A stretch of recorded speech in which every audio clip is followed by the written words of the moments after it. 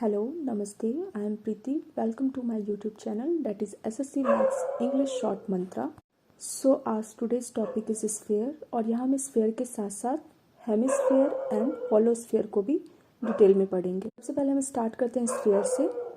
यहाँ सबसे पहले हम देखते हैं स्फीयर के टोटल सरफेस एरिया और कर्व सरफेस एरिया को। तो टोटल सरफेस एरिया और कर्व सरफेस एरिया जो स्फीयर होता है वो सेम ही होता है 4πr²। क्यों? क्योंकि जो टोटल सरफेस एरिया होता है उस पर हम किस किस एरिया को कवर करते हैं, उसके साइड के एरिया को एंड अपर एंड बॉटम के एरिया को। तो स्फीयर है, इसका कोई अपर और बॉटम का एरिया नहीं होता, इसलिए जो इसका कर्व सरफेस एरिया होता है वही इसका टोटल सरफेस एरिया होता है। और अगर हम वॉल्यूम की बात करें तो वॉल्यूम क्या होता है 4/3πr³। So formula based question कोई भी आएगा तो हम इस पर डायरेक्टली क्वेश्चन कर सकते हैं। इसके बाद हम देखते हैं scale factor in finding length, area and volume in similar figure. Similar figure that means कि अगर हम दो स्फीयर को कंपेयर करते हैं और तो उसका जो लेंथ और उसका जो एरिया और वॉल्यूम है उसमें उन दोनों फिगर में जो सिमिलर फिगर है उसमें क्या रिलेशन होगा। तो अगर हम एरिया की बात करें, अगर हम दो स्फीयर को कंपेयर करें, एक का रेडियस r1 है, दूसरे का रेडियस r2 है, तो जो इन दोनों का एरिया रेशियो होगा वो इसके लेंथ रेशियो के स्क्वायर के इक्वल हो जाएगा एंड जो वॉल्यूम रेशियो है वो उसके लेंथ यानी लेंथ रेशियो जो भी है, तो लेंथ रेशियो क्योंकि इसमें r ही होता है, रेडियस ही होता है, तो इसलिए यहाँ जो लेंथ रेशियो r हो जाएगा यानी कि रेडियस में रेशियो जो है उसका क्यूब हो जाएगा। तो एरिया रेशियो क्या हो जाएगा रेडियस के रेशियो के स्क्वायर के इक्वल एंड वॉल्यूम रेशियो क्या हो जाएगा रेडियस के रेशियो के क्यूब के इक्वल। क्वेश्चन के थ्रू देखते हैं। The surface area of two sphere are in the ratio 4:9, their volume will be in ratio. तो यहाँ पे हमें क्या दिया हुआ है, हमें सरफेस एरिया का रेशियो दिया हुआ है, डेट मीन्स एरिया रेशियो दिया हुआ है, हमें वॉल्यूम रेशियो निकालना है। तो वॉल्यूम रेशियो के लिए हमें लेंथ रेशियो पता होना चाहिए या रेडियस का रेशियो पता होना चाहिए, तब हम वॉल्यूम रेशियो निकाल सकते हैं। तो उसके लिए हमें पहले क्या निकालना होगा, इसके रेडियस का रेशियो निकालना होगा। रेडियस का रेशियो हम कैसे निकालेंगे, हमें पता है कि जो एरिया रेशियो होता है वो रेडियस रेशियो के स्क्वायर के इक्वल होता है। तो हम यहाँ से जब हम कंपेयर करेंगे उसको, तो यहाँ जो r1 r2 आएगा उसको हम क्या करेंगे अंडर रूट स्क्वायर रूट निकालेंगे 4/9 का। तो ये हमारे पास r1 r2 जो आया वो कितना आया 2/3। तो ये हमारा रेडियस रेशियो भी है या लेंथ रेशियो भी हम बोल सकते हैं। तो वॉल्यूम रेशियो क्या होता है रेडियस रेशियो के क्यूब के इक्वल। तो यहाँ पे 2 का क्यूब हो गया 8 एंड 3 का क्यूब हो गया 27 और यही हमारा क्या हो गया वॉल्यूम रेशियो। नेक्स्ट टॉपिक है हमारा other solids inside a sphere. किसी भी स्फीयर में अगर कोई सॉलिड्स को हम कट करके निकालते हैं तो उसका उस स्फीयर से क्या रिलेशन होता है। सबसे पहले हम देखते हैं, अगर हम स्फीयर में से सिलेंडर को कट करके निकालते हैं, तो अगर हम स्फीयर में से सिलेंडर को कट करके निकालते हैं, जो स्फीयर एंड सिलेंडर का जो वॉल्यूम रेशियो होता है वो होता है 3:1। अदरवाइज हम अगर इसको नॉर्मल फिगर में देखें तो यहाँ से कैसे है, अगर एक सिलेंडर है और इसके अंदर अगर हमने स्फीयर है, स्फीयर के अंदर हमने सिलेंडर डाला है और स्फीयर का जो रेडियस है वो स्मॉल r है और जो सिलेंडर का रेडियस है वो कैपिटल R है और h जो है वो हाइट ऑफ सिलेंडर है। तो यहाँ से हम देख रहे हैं ये जो बीच में मिड पॉइंट है वो हमारा सेंटर ऑफ स्फीयर हो जाएगा और ये r है तो वो भी r हो जाएगा। और नीचे हम देख रहे हैं क्योंकि ये सिलेंडर है तो ये जो बीच में पार्ट है ये क्या हो गया, ये r है और इधर भी r है, ये रेडियस ऑफ सिलेंडर है। तो जब हम यहाँ से देख रहे हैं तो ये क्या हो रहा है, एक ट्रायंगल का फॉर्मेशन हो रहा है, राइट एंगल ट्रायंगल का। तो यहाँ से जो 2r का स्क्वायर होगा वो h² प्लस r² के इक्वल हो जाएगा। तो यहाँ से भी हमें अगर वॉल्यूम का रेशियो ना देके कुछ और भी पूछ दे तब भी हम इसको निकाल सकते हैं पाइथागोरस थ्योरम से। अगर वॉल्यूम का रेशियो दिया होगा तो तब तो हमें रेशियो अगर पता है 3:1 होता है सिलेंडर स्फीयर टू सिलेंडर का, तो वहाँ से किसी एक का भी हमें वॉल्यूम पता होगा तो हम उसको सॉल्व कर लेंगे। जैसे यहाँ एक क्वेश्चन है, if a right circular cylinder of height 16 centimetre is inscribed in a sphere of radius 8√3 centimetre then volume of cylinder is. तो वॉल्यूम ऑफ स्फीयर कितना हो जाएगा 4/3πr³, क्योंकि रेडियस हमें पता है तो वॉल्यूम ऑफ स्फीयर हम यहाँ से निकाल लेंगे। और हमें पता है कि जो volume of sphere and volume of cylinder का जो रेशियो होता है वो 3:1 है, सॉरी √3:1 है। तो √3 किसके इक्वल हो जाएगा, 4/3 पाई 8√3 के क्यूब के इक्वल हो जाएगा, क्योंकि ये भी वॉल्यूम को रिप्रेजेंट कर रहा है एंड √3 जो रेशियो के फॉर्म में है वो भी वॉल्यूम ऑफ स्फीयर को ही रिप्रेजेंट कर रहा है। तो ये दोनों को इक्वेट करके हम 1 की वैल्यू निकाल लेंगे। 1 का जो वैल्यू आएगा ये यहाँ पे जब हमने कैलकुलेट किया तो ये आ गया कितना 248 पाई सेंटीमीटर क्यूब। और ये क्योंकि 1 है, 1 वॉल्यूम में रेशियो में किसको रिप्रेजेंट कर रहा है, वॉल्यूम ऑफ सिलेंडर को, तो हमने वॉल्यूम ऑफ सिलेंडर यहाँ से भी कैलकुलेट कर लिया। नेक्स्ट है, अगर हम स्फीयर में से कोन को कट करके निकालते हैं तो उसका रिलेशन स्फीयर से कैसा होता है। तो यहाँ पे मैंने 2D फिगर बनाया है। यहाँ पे स्फीयर है, स्फीयर के अंदर हमने कोन को रखा है। तो ये O जो है, यहाँ पे OA और OC ये रेडियस ऑफ स्फीयर है।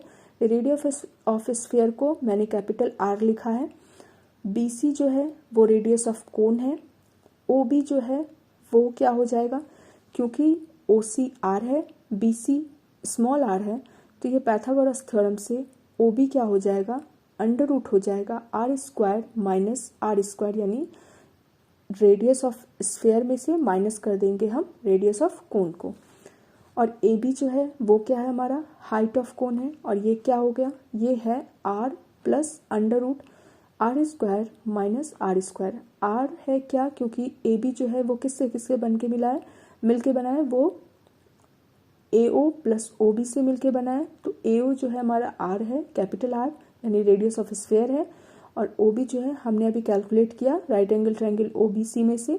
तो इन दोनों को जब हम प्लस कर देंगे तो हमारा हाइट ऑफ कोन निकल जाएगा।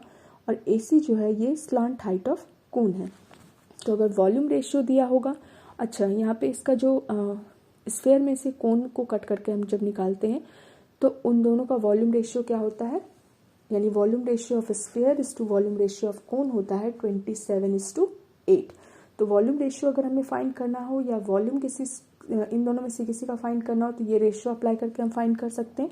अदरवाइज ये जो फिगर में अभी मैंने बताया उससे भी हम यहाँ पे जो भी हमें दिया जाएगा उसको हम कैलकुलेट कर सकते हैं। नेक्स्ट जो है हमारा वो है, अगर हम स्फीयर में से क्यूब को कट करके निकालते हैं। तो यहाँ पे 2D फिगर मैंने यहाँ पे बनाया है, एक क्यूब है अंदर और ये स्फीयर से अगर हम कट करके निकालते हैं तो क्यूब का जो डायगोनल है वो D को रिप्रेजेंट कर रहा है। और D किसके इक्वल होगा, 2R के इक्वल होगा। क्यों, क्योंकि ये जो D है ये सर्किल के दोनों एंड को टच कर रहा है और दोनों एंड को टच कर रहा है, डेट मीन्स वो डायमीटर की तरह भी यहाँ पे रिप्रेजेंट होगा। तो हम यहाँ पे जो डायगोनल ऑफ क्यूब है उसको लेट कर सकते हैं कि वो किसके इक्वल होगा, वो होगा डायमीटर ऑफ रेडियस या 2R के इक्वल। और A यहाँ पे साइड ऑफ क्यूब को रिप्रेजेंट कर रहा है। ठीक है, तो हमें पता है कि जो डायगोनल ऑफ क्यूब है वो अगर हम साइड ऑफ क्यूब के रिलेशन को देखें तो डायगोनल ऑफ क्यूब क्या होता है, √3a, यानी कि √3 इंटू साइड ऑफ क्यूब। तो इसको हम इससे क्योंकि हमने अभी देखा कि जो डायगोनल ऑफ क्यूब है वो 2R के इक्वल होता है, यानी कि 2 इंटू रेडियस के इक्वल है। तो जो हम यहाँ पे अगर साइड से कंपेयर करेंगे तो यहाँ पे क्या हो जाएगा, √3a इक्वल टू 2R। और यहाँ से a हमारा यानी कि साइड ऑफ जो क्यूब है वो कितना हो गया, 2/√3R। यहाँ पे D डायगोनल नहीं है, यहाँ पे सॉरी ये D डायमीटर नहीं है, ये D जो है डायगोनल ऑफ क्यूब है। और डायगोनल ऑफ क्यूब साइड के √3 के साइड इंटू √3 के इक्वल होता है। और इसी √3a को हमने इक्वल किया है 2R के। तो यहाँ से हमारा a और R में रिलेशन आ गया, यानी कि साइड ऑफ क्यूब में और रेडियस में रिलेशन आ गया। तो यहाँ पे जैसे क्वेश्चन है, cube of maximum volume touching the surface from inside is cut from a sphere, what is the ratio of volume of cube to that of sphere। तो हमें अभी यहाँ से पता है कि जो A होता है वो होता है 2/√3 इंटू R। तो अगर हम R को इधर ले आते हैं तो A/R हो गया 2/√3। तो वॉल्यूम ऑफ क्यूब हमें साइड पता चल गया कि जो A है वो 2x होगा, क्योंकि ये रेशियो में है इसलिए हम एग्जैक्ट वैल्यू नहीं लिखेंगे, हम इसको रेशियो के फॉर्म में लिखेंगे क्योंकि हमें रेशियो ही निकालना है। तो ये हो गया 2x और r जो है वो हमारा हो गया कितना, √3। अब हम वॉल्यूम ऑफ क्यूब को लिख देंगे। अगर हम a यानी कि साइड ऑफ क्यूब को लेट कर रहे हैं 2x और रेडियस ऑफ स्फीयर को लेट कर रहे हैं √3r। यहाँ पे इन दोनों के फॉर्मूला को, वॉल्यूम ऑफ क्यूब के formula and volume of sphere के फॉर्मूला को अप्लाई कर देंगे। जो भी हमारा रेशियो सॉल्व करने के बाद आएगा वो कौन सा, वो क्या आएगा, 2:√3 पाई। नेक्स्ट हमारा टॉपिक है हॉलो स्फीयर। हॉलो स्फीयर का मतलब क्या होता है, जैसे इसको ट्रांसपेरेंट व्यू में देखेंगे तब हमें समझ में आएगा, अदरवाइज अगर हॉलो स्फीयर को हम देखेंगे तो वो स्फीयर के जैसा ही होता है। अगर ये ट्रांसपेरेंट होगा तब हम उसका अंदर का स्ट्रक्चर भी देख पाएंगे। तो यहाँ पे हॉलो स्फीयर में क्या होता है, जो हमारा जैसे इसके थिकनेस वगैरह को कैलकुलेट करने में ये काम आता है। कोई स्फीयर है, उस पर किसी चीज़ की प्लेटिंग की हुई होती है तो उस तरह का जो फॉर्मेशन बनता है वो हॉलो स्फीयर होता है। तो इसमें एक होता है इनर रेडियस, जिसको कि हमने यहाँ पे रिप्रेजेंट किया है स्मॉल r से, आउटर रेडियस कैपिटल R, और d यहाँ पे थिकनेस को रिप्रेजेंट कर रहा है। तो इसका जो कर्व सरफेस एरिया होता है वो कितना हो जाएगा, वो हो जाएगा 4πr²। बाहर वाला आउटर का जो रेडियस होता है उसका वो r होगा, तो 4πr² हो गया। टोटल सरफेस एरिया क्या हो जाएगा, 4πr² + 4π स्मॉल r², यानी इनर एंड आउटर दोनों का एरिया को जब हम प्लस करेंगे तो यहाँ पे हमारा टोटल सरफेस एरिया निकलेगा। एंड वॉल्यूम क्या हो जाएगा, 4/3πr³ - स्मॉल r³। ठीक है, जब AQ - BQ के फॉर्मूला में इसको ब्रेक करके हम लिखेंगे तो ये कितना हो जाएगा, 4/3πr capital R - small r bracket capital R plus small r plus capital R into small r। तो यहाँ total surface area, curve surface area and volume देख लिया हमने हॉलो स्फीयर का। एंड हॉलो स्फीयर में बेसिकली जो question आते हैं वो उसके उसमें प्लेटिंग की हुई होती है, उसके थिकनेस वगैरह से, थिकनेस ही क्वेश्चन में पूछा जाता है। नेक्स्ट जो हमारा टॉपिक है वो है हेमिस्फीयर। हेमिस्फीयर क्या होता है, जब हम किसी भी स्फीयर को बीच से कट कर देते हैं तो वो जो बाउल की तरह शेप होता है वही हमारा हेमिस्फीयर होता है। तो हेमिस्फीयर का जो कर्व सरफेस एरिया होता है वो होता है 2πr²। टोटल सरफेस एरिया होता है 3πr²। एंड जो वॉल्यूम होता है वो होता है 2/3πr³। इसी में एक होता है हॉलो हेमिस्फीयर। इसमें भी यहाँ हॉलो हेमिस्फीयर में क्या होता है, inner and outer surface area होता है। तो इनर रेडियस हो जाएगा r, आउटर रेडियस हो जाएगा कैपिटल R, d इसका थिकनेस अगर है तो जो इसका कर्व सरफेस एरिया होता है वो होता है 2π कैपिटल R का स्क्वायर प्लस स्मॉल r का स्क्वायर। और जो टोटल सरफेस एरिया होता है वो होता है π3 इंटू कैपिटल R का स्क्वायर प्लस स्मॉल r का स्क्वायर। और जो वॉल्यूम होता है वो होता है 2/3π कैपिटल R का क्यूब माइनस स्मॉल r का क्यूब। नेक्स्ट है other solid are cut from hemisphere. जैसे हमने सॉलिड को कट किया था स्फीयर से, उसी तरह हेमिस्फीयर में कुछ कुछ सॉलिड होते हैं, जब वो कट किया करके निकाला जाता है तो उसका वॉल्यूम के साथ, उस सॉलिड का हेमिस्फीयर के वॉल्यूम के साथ क्या रिलेशन होता है। तो सबसे पहले अगर हम देखें कि अगर किसी भी हेमिस्फीयर में से मैक्सिमम साइज का कोन को कट करके निकाला जाए तो उन दोनों का जो वॉल्यूम रेशियो होता है वो 2:1 होता है। That is volume of hemisphere और वॉल्यूम ऑफ कोन जो होता है वो 2:1 होता है।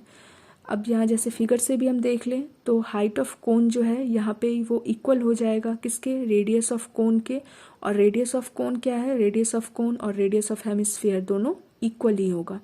तो अगर हमें ये नहीं भी पता है तब भी हमें इस फिगर से हमें पता है कि r क्या है, h क्या है, वहाँ से भी हम कुछ भी कैलकुलेट कर सकते हैं। नेक्स्ट है अगर हेमिस्फीयर में क्यूब है, क्यूब को कट करके निकाला जाए, तो अगर हेमिस्फीयर में से क्यूब को कट करके निकाला जाता है तो उसका एक डायरेक्ट फॉर्मूला है कि जो हेमिस्फीयर यानी रेडियस ऑफ हेमिस्फीयर जो है वो होता है इक्वल किसके, √3/√2 इंटू a के, यानी साइड ऑफ क्यूब के। तो रेडियस जो है वो इक्वल होता है √3/√2 इंटू साइड ऑफ क्यूब के, या हम ये कह सकते हैं जो साइड ऑफ क्यूब है वो इक्वल होता है √2/√3 इंटू रेडियस ऑफ हेमिस्फीयर के। तो इस स्फीयर टॉपिक में से जो भी क्वेश्चन आते हैं वो बेसिकली फॉर्मूला बेस्ड ही होता है। तो इस वजह से मैंने इसमें ज़्यादा क्वेश्चन नहीं किया है, इसके क्वेश्चन को आप कट कर सकते हो। इसमें जो और मेथड्स थे जो कटिंग वाले, वो ही 1-2 क्वेश्चन इसमें से आते हैं, वो उसका मैंने शॉर्ट ट्रिक बता दिया है, आप इसके क्वेश्चन को खुद से देख लेना। Till then do like, subscribe. जय हिंद।